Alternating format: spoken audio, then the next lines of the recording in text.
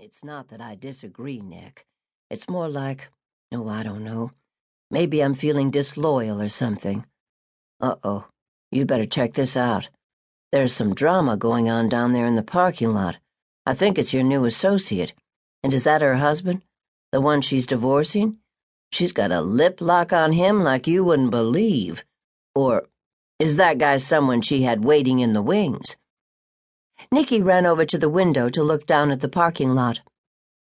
That's the soon-to-be ex-husband. I have to say this is, without a doubt, the strangest case of divorce I've ever handled. You know who he is, right? No, actually, I have no idea, should I? He's Jeffrey Lambert, son of the current Speaker of the House, Wilson Buzz Lambert.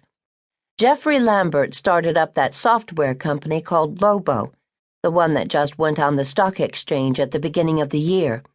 If you believe the hype and the media, the guy has money blowing out his ears.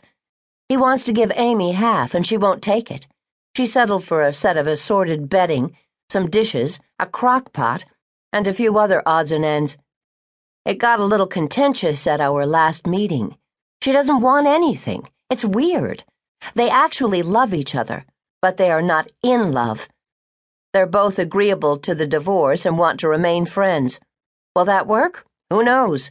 If I had to guess, I'd say probably, but only because he will be on the West Coast and she'll be in the D.C. area. Actually, Myra said she could stay in our safe house.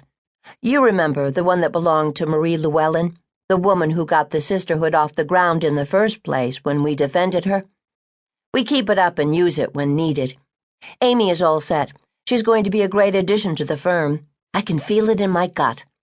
Alexis nodded. Looks to me like they're both crying. I'm not getting this. Me neither. This is how Amy explained it to me. She said they were like an old comfortable shoe and a warm sock. They found each other in college, at a time when they each needed someone. She said there was never any passion, just contentment. She wanted more, and so did he. But for 5 years, neither one wanted to rock the boat. Once Amy passed the bar exam and Jeffrey got his company off the ground, they became a little more vocal about their needs, wants, and expectations, and, for better or worse, this is the outcome. Alexis nodded. I think they're coming in now, and they're holding hands. Why is he even here?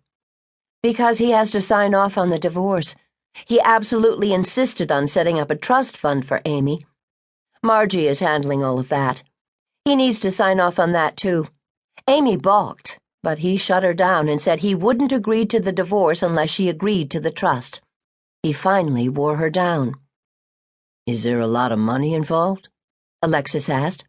Oh, yeah, Nikki drawled. The number of zeros is enough to make you dizzy. Amy no more needs to work than Annie does. Not that she is likely to touch any of the money in that trust. That guy is right up there, nipping at Mark Zuckerberg's heels. You know, the Facebook guy? Just when I thought nothing else could surprise me, I hear something like this. You better get moving. By the way, I just realized that since you're leaving at noon, I'll have to drive myself out to the farm. I have 2 late afternoon appointments back to back.